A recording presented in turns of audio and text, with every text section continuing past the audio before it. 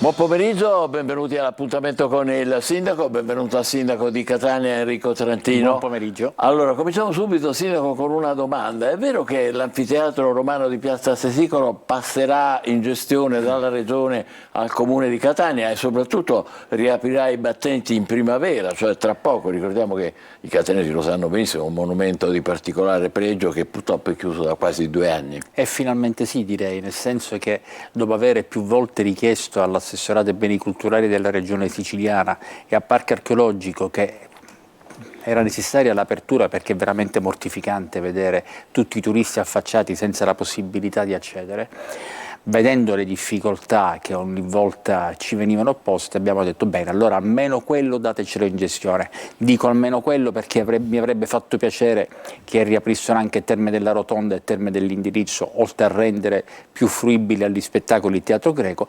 Però cominciamo dall'anfiteatro romano, che pensiamo anche di riqualificare un minimo attraverso l'installazione di luci architettoniche che permettano di illuminarlo dal basso e così dare anche un elemento di maggiore impatto visivo rispetto a chi lo vedrà da fuori. Perfetto, state vedendo in basso sullo schermo gli indirizzi per le vostre mail, sicilia24focus@telecolor.it e per i vostri WhatsApp 342 74 55 005. Nuova vita, sindaco, per il Boschetto della Playa, un luogo tanto caro ai catanesi. È in corso la piantumazione di quasi 6.000 alberi che serviranno per riforestarlo, naturalmente, e renderlo più accogliente. E stamattina è andato per noi Tonino Devana, vediamo. Un pino, stiamo facendo la riforestazione del Boschetto della Playa. Quello che vedete è uno dei 5.800 alberi che riforesteranno il Boschetto della Playa. Dopo anni di abbandono, incendi ed eventi climatici estremi che hanno devastato gran parte del verde esistente, si lavora su più fronti per rendere più accogliente e sicuro un luogo tanto caro ai catanesi. Da un lato la ruspa spiana il terreno e rimuove gli arbusti ammalorati, dall'altro si piantano nuove e variegate specie arboree, dal pino domestico al pioppo, passando per il salice alla rosa canina. Aiutiamoli a crescere, è questo il motto del Comune di Catania, che ha portato avanti il progetto intercettando fondi europei. Un intervento importantissimo di riforestazione del boschetto. Nello specifico, nelle ore precedenti c'è stata qualche polemica perché invece durante questi lavori si è visto qualche pino rimosso, abbattuto o tagliato. Questo fa parte di un intervento di messa in sicurezza del boschetto stesso. Ricorderete gli incendi che ci sono stati qualche mese fa. Alcuni di questi pini si presentavano secchi o morti o bruciati, altri abbattuti con le radici staccate, e quindi per ragioni di sicurezza, su autorizzazione della stessa forestale, sono stati rimossi. Niente disboscamento e niente deserto, ma bisognerà avere tanta pazienza per dare tempo alle piante di svilupparsi. Particolare attenzione sarà riservata anche al laghetto. Riqualificheremo anche le acque del laghetto facendo una fitodepurazione, perché è piccolino, diventa tutto verde, la fotosintesi fa i suoi effetti, e volevamo impiantare delle piante acquatiche per creare un supporto praticamente a tutti quelli che sono i pesci che ci sono dentro, e avete visto quasi centinaia di tartarughine che sono cresciute dai dintorni. Poi sarà tutto nelle mani dei catanesi e di madre natura. Una bella notizia, bella... Assolutamente sì, stiamo parlando di 16.000 arbusti e 5.800 alberi. Dico subito perché poi già immagino le polemiche, ma sono troppo piccoli. Per legge devono essere così piccoli, perché per disposizione del bando europeo dovevamo comprare questi alberi e quindi sono stati piantumati, e certamente uno non può avere l'idea dell'albero già cresciuto, è fin troppo naturale che sia così. Stiamo dando nuova vita al Boschetto della Playa, che comunque devo dire che già godeva di una condizione di manutenzione ottimale, in modo che per il lunedì di Pasqua, che è il giorno in cui i catanesi iniziano la stagione al nostro boschetto, lo troveranno in perfetta forma, come noi tutti vorremmo. L'altra volta mi è stato proposto, a proposito della vasca, un progetto che sto prestando attenzione, ecco, perché me l'ha chiesto la federazione, non mi ricordo se si chiama waterpolo, comunque di questa canoa con cui sostanzialmente si cerca di fare canestro e potrebbe diventare un centro federale. Devo capire che tipo di interventi bisognerebbe compiere per poterlo affidare a loro e diventare quindi omologabile come campo di gioco, perché potrebbe essere anche un modo per vivere il boschetto negli orari mattutine e pomeridiane e nei giorni feriali, quindi consentendo quella vitalità che dobbiamo noi garantire proprio per evitare che ci possano essere dei fenomeni di degenerazione. Questo il laghetto potrebbe diventare... Sì, però lo stiamo verificando ancora, consideriamolo un annuncio che potrebbe anche non portare a nulla. Potrebbe essere una delle soluzioni. Beh, questa è una notizia comunque in ogni caso. Ancora una osservazione, mobilità sostenibile, ci sono delle notizie anche qui, prende forma la nuova pista ciclabile di cui abbiamo parlato più volte con il sindaco, via Domenico Tempio, operai al lavoro per realizzare il percorso che prende il posto del vecchio spartitraffico, il cantiere è aperto, naturalmente i disagi sono contenuti per il traffico che è garantito, vedete, in una sola corsia. Ecco, ma è scorrevole però in entrambe le direzioni, come si vede anche da queste immagini che sono immagini recentissime della giornata di oggi. Stiamo andando avanti con i lavori, sindaco? Assolutamente sì, peraltro desidero appunto rimarcare il fatto che 3 volte ho percorso questa strada e per 3 volte sarà stata una coincidenza, sarò stato fortunato, forse hanno detto sta passando il sindaco e quindi facciamogliela trovare libera, ma l'ho trovata sgombra da quelle condizioni di traffico caotico che invece qualcuno paventava. Magari ci sono dei momenti alla giornata in cui questo traffico c'è, ma mi piace anche pensare che forse i catanesi stanno individuando, come abbiamo chiesto fin dall'inizio, soluzioni alternative che attraverso via Plebiscito e via Playa portino al tondicello della Playa e quindi al faro Biscari, o attraverso l'asse attrezzato, che è la strada che prendo sempre io in condizioni di normalità per uscire dalla città. Secondo me sì, perché un paio di volte ho preso il taxi e il tassista sapeva già, dice non so se c'è traffico intenso là, però faccio il Plebiscito, esatto, e poi tondicello, quello che esatto, esattamente diceva lei. Bene, allora preparatevi per le vostre domande, c'è il sindaco pronto a rispondervi, mandiamo rapidamente un break pubblicitario e poi torneremo con ancora altre immagini e altre valutazioni del sindaco Trantino. State con noi, a dopo.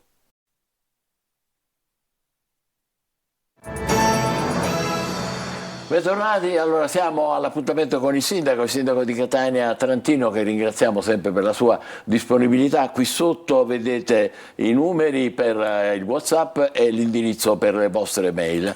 Sindaco, è vero, c'è ancora una novità per gli alberi? Sì, che ho dimenticato di dire prima, ne abbiamo parlato durante la pausa, che è prevista la piantumazione di 45.000 alberi anche a Librino e peraltro in questi giorni staccheremo l'oda, significa l'ordine di acquisto, per la prima delle opere previste con i piani urbani integrati, che è proprio il parco di Librino. Quindi il nostro progetto di progressiva riforestazione della città sta andando avanti. Ma quelle di 45.000 alberi di Librino, quando cominciate la piantumazione? Molto presto. Presto? Sì. Benissimo, questa è una buona notizia ancora. Oggi abbiamo qualche altro invece argomento che non è così esaltante. L'abbiamo definito in questi giorni i fossati della vergogna.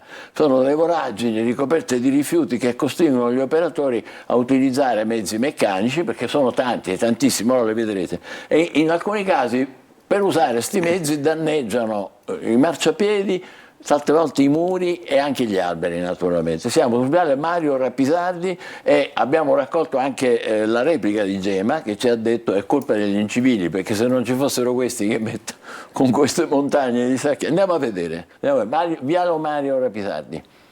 Li abbiamo definiti i fossati della vergogna, doppia vergogna per chi getta la spazzatura in maniera selvaggia e per chi non la raccoglie adeguatamente, causando danni ai marciapiedi e al verde pubblico e in alcuni casi sradicando le radici degli alberi, come è avvenuto sul viale Mario Rapisardi all'altezza del civico 192. La voragine che vedete e che vi abbiamo mostrato ieri nel corso dei nostri TG è stata scavata dai mezzi utilizzati per raccogliere i cumuli di immondizia, ma il braccio meccanico ha anche urtato il muro di un condominio, sfiorando addirittura una tubatura del gas. Poteva essere una strage, denuncia un anziano che ha voluto mantenere l'anonimato, mentre il consorzio Gema, che si occupa della raccolta della spazzatura nell'Ottocentro e quindi in viale Mario Rapisardi, si difende e passa al contrattacco, puntando il dito contro gli incivili. 1 o 2 volte a settimana siamo costretti ad utilizzare bobcat e ragni per raccogliere l'immondizia perché a mano impiegheremmo tanti uomini e tante ore. Raramente si legge in una nota causiamo danni e laddove li causiamo provvediamo a risarcire. Il video da voi mostrato è un danno collaterale, precisa Fabrizio Patania di Gema, ma la colpa è dei condomini del civico 192 che, imperterriti, non rispettano orari e modalità di raccolta senza provare il minimo senso di vergogna. Stessa situazione e stessi fossati a Montepo, ma questa volta il problema e la competenza della raccolta spetta a Supereco, che se la vede con altri cittadini ed altri incivili. Allora, Sindaco, qui lasciamo stare che meno male che non si è rischiato una... No, qualcuno magari ha colto la mia espressione un po' di scetticismo, non è rischiato una strage, adesso non esageriamo, i catanesi poi, si dice gli piace fare film, assolutamente. Vabbè, però io credo che la risposta di Gema è assolutamente pertinente. Io oserei dire che se volessimo essere duri lascerei la spazzatura lì e se la piangono gli incivili che abitano lì, però siccome in quel condominio c'è anche tanta gente civile che invece la spazzatura la conferisce regolarmente, è chiaro che noi dobbiamo intervenire. Quello che alla fine mostra questo servizio è casomai un segno di reattività, il fatto cioè che il servizio di raccolta funziona. Talvolta funziona troppo e dovendo intervenire con mezzi meccanici può provocare i danni che abbiamo visto, ma che poi vengono riparati dalla stessa Gema. Quindi eventualmente questo servizio è un elemento segno di favore per come noi effettuiamo il servizio. Purtroppo un'ulteriore occasione di denuncia nei confronti degli zozzoni che continuano invece a sporcare la strada. una domanda di uno che non abita da quelle parti e non ne sa nulla. Il servizio c'è, cioè non è che uno... Assolutamente, ecco. Il servizio c'è, poi la questione è che si può sempre provare a rimodularlo. Uno dei temi su cui ci stiamo confrontando con molti condomini è quello dei carrellati. Noi stiamo spingendo affinché i condomini prendano questi carrellati.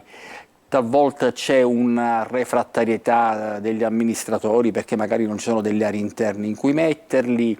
Insomma, stiamo cercando di sagomare il servizio a misura di città, naturalmente un percorso molto lungo, però laddove siamo intervenuti capillarmente. Avete cominciato quindi già? Sì, faccio sempre l'esempio di Via Playa, quella strada che c'è per andare al porto, quella interessata dai lavori, al di fuori di un condominio composto da 83 abitazioni, era sempre pieno di spazzatura, non c'è più un sacchetto, perché siamo andati là.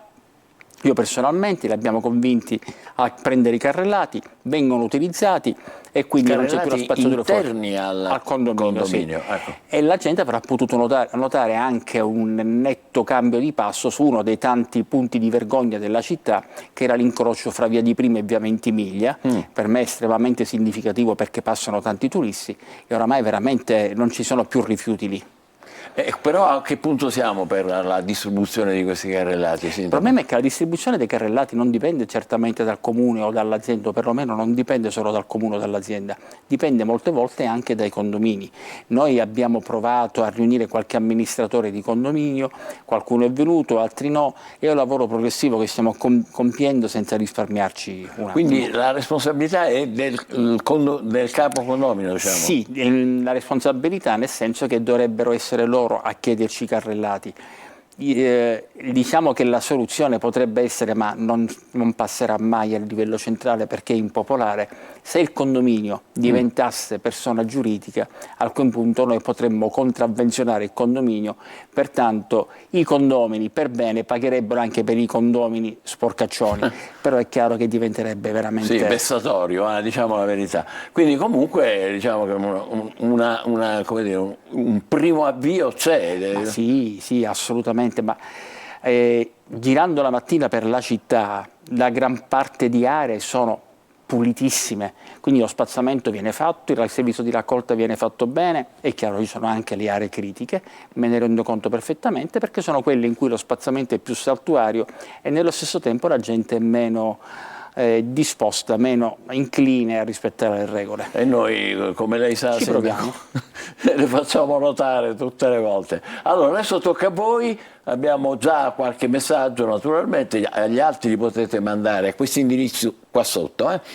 Allora, buon pomeriggio, signor Sindaco, volevo esporre un problema nel quartiere Montepo. Ci sono troppi cani randagi in giro la notte, abbaiano in continuazione, la situazione è diventata insostenibile. Si può intervenire in qualche modo? Grazie. Quindi cani di notte a Montepo.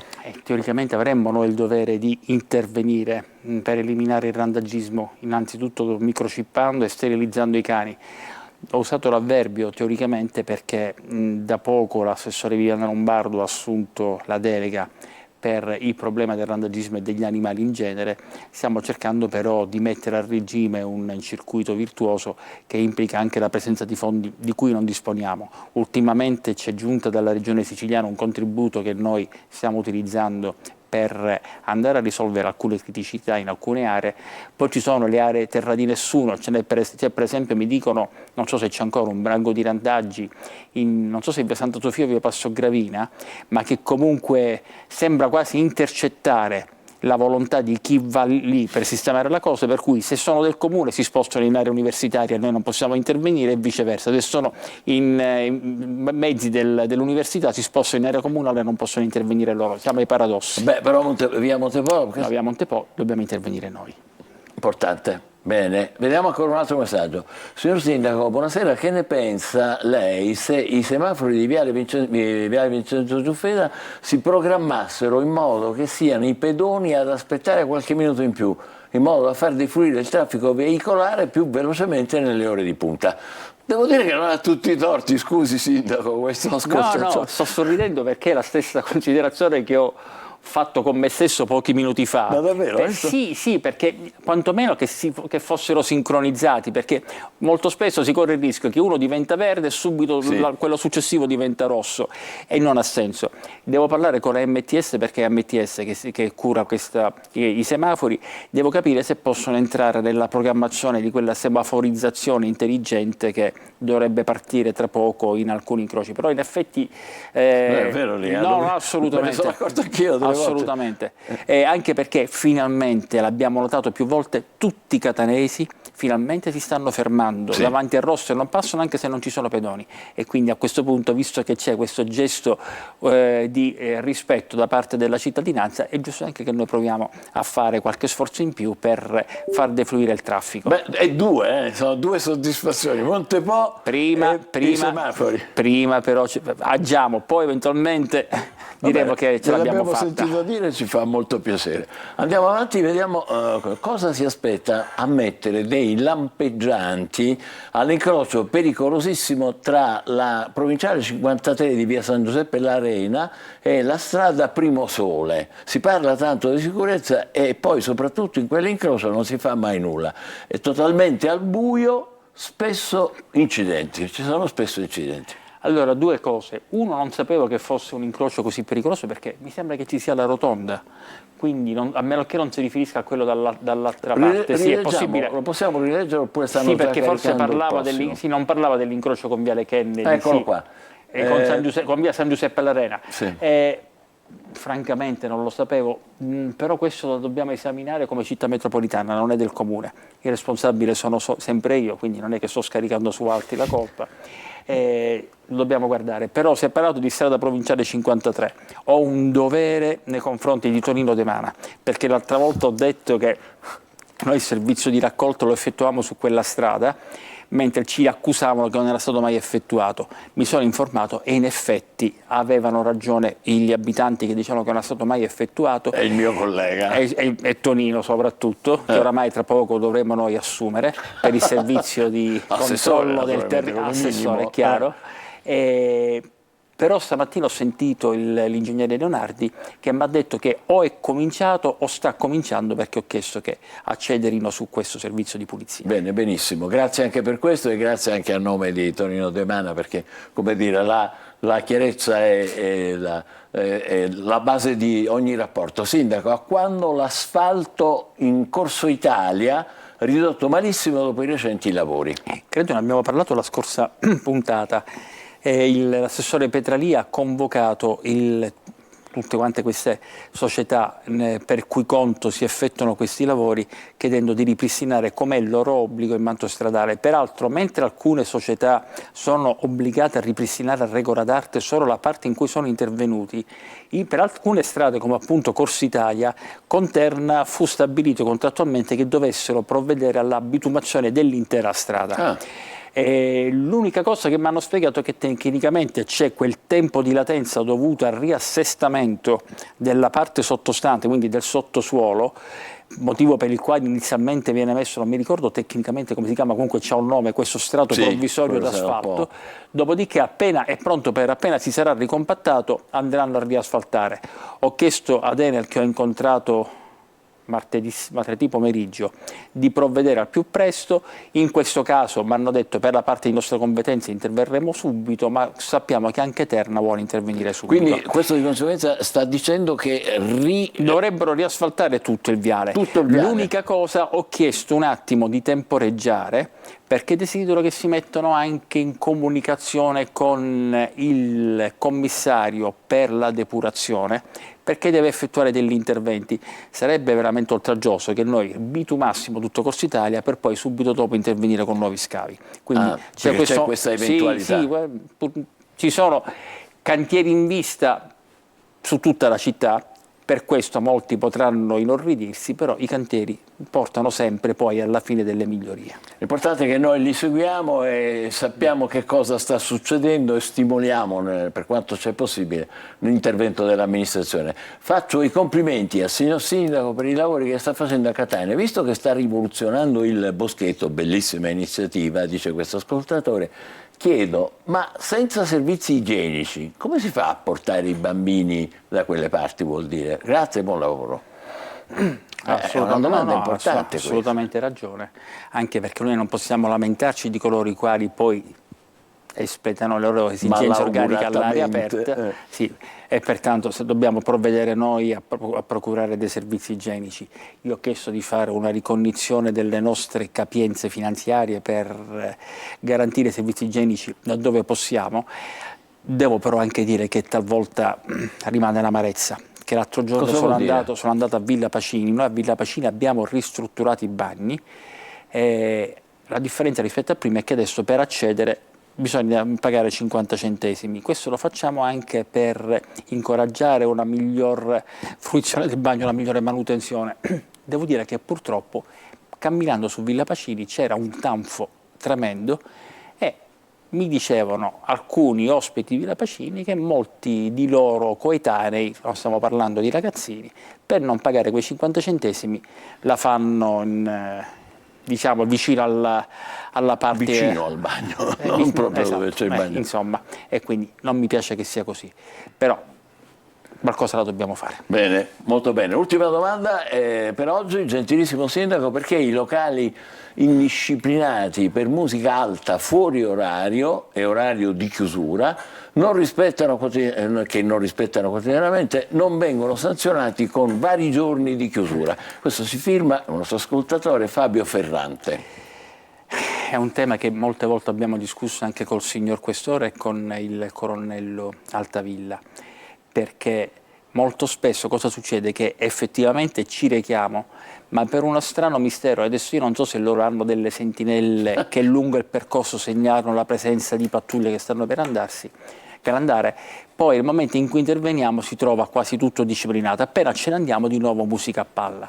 E allora sto provando, sospettando che mi diano un lavoro per alcune zone tipo via Gemellaro, sto studiando se possiamo addirittura impedire totalmente l'uso della musica, perché per alcuni locali viene autorizzata solo all'interno, però poi questi mettono le casse all'esterno e creano, soprattutto in alcune strade cittadine come via Gemellaro, per la sua particolare conformazione, un effetto cassa armonica per cui danno veramente fastidio ai residenti.